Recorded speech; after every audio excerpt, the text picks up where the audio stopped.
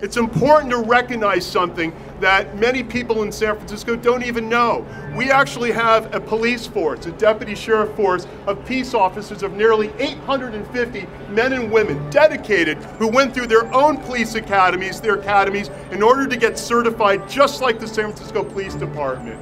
The next time we decry about a deficit of police staffing in this city, look to the fact that there are the men and women motivated in the Deputy Sheriff's Department who also want to serve the larger objective in making sure San Francisco is a safe city. I recommend very highly that when the San Francisco Police Department finds themselves short of staff, that we begin to foster the kind of collaboration that allows the deputy sheriffs, beyond the duties that already require them, to begin to help complement the kind of duties that the San Francisco Police Department may not be able to attend.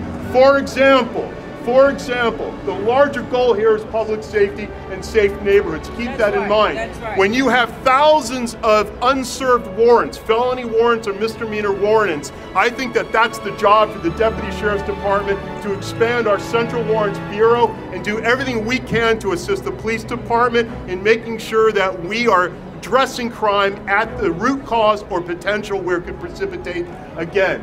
I believe that such duties of transferring prisoners from district stations should not always be, I think, the duty of the police department, but the deputy sheriffs can do so as well. I also believe, quite frankly, and I'm open for this discussion, that if you want to see somebody patrolling in a community or riding Unibus, well, I know some motivated deputy sheriffs who may want to do that as well.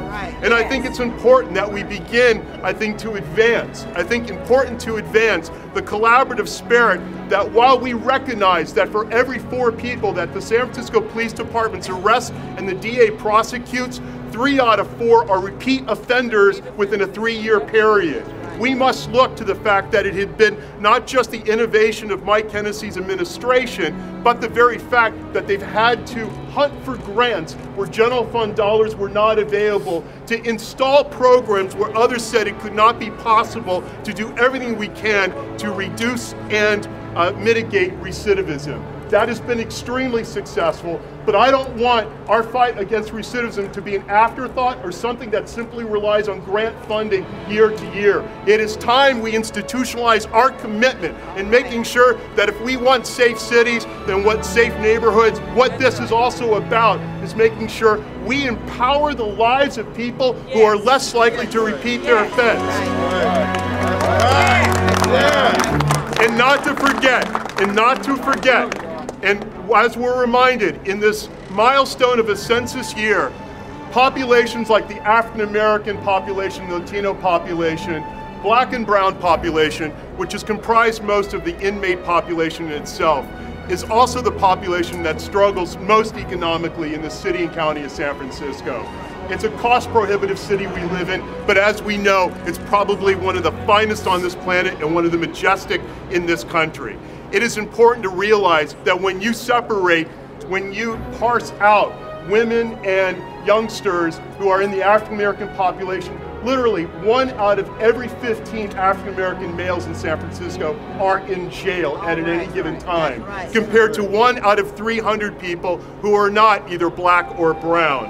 That says that we must step up our game in dealing with the kind of strategies that empowers and that nurtures community, that deals with poverty and deals with the impoverishment of one's own economic integrity.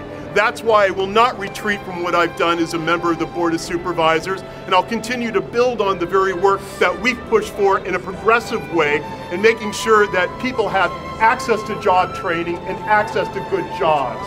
And that we rely and work heavily, like with our friend Tim Paulson here of the Labor Council, and Bitts Courtney of Labor's 261, and so many other labor leaders that are here, in making sure that we expand our program, doing so it doesn't become a seasonal hope, but it becomes a permanent hope that people who want a job or the job training will get them in San Francisco. And that the people who are looking to make sure that they don't repeat the kind of harm that they had done in the past to themselves, to the family, or to community, get the kind of services that are specialized in the kind of services that make sure that do everything they possibly can to achieve that particular goal. It's about housing, it's about childcare, it's about making sure that we have also good schools in the most disadvantaged communities or in communities where those children go to. It is about making sure that we keep this city class diverse, and it's about making sure that we address everything we possibly can in empowering those so that they are not able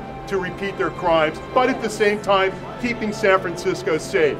Yes. What has made Mike Hennessy just a gem among sheriffs in this country is the fact that he has walked that fine pirouette of somebody who's been a civilian leader of a law enforcement branch, who's been able to demonstrate of what it means to uphold the principles of public safety in law enforcement, but who understands the power of redemption at the same time, so that people can know that they can be safe and do good at the exact same time. And that is something that you not always find in a criminal justice system.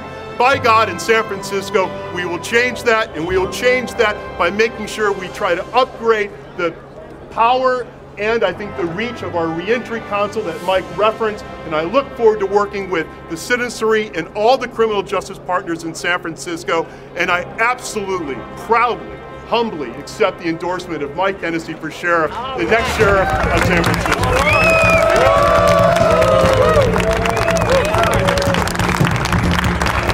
I also want to recognize a dear friend of mine, like Mike, who's been a significant counsel to me over the years since I've been elected and talking about public safety issues. But before I was elected, somebody who I always have reached out to, and that is our former mayor, Art Agnos, who is here as well.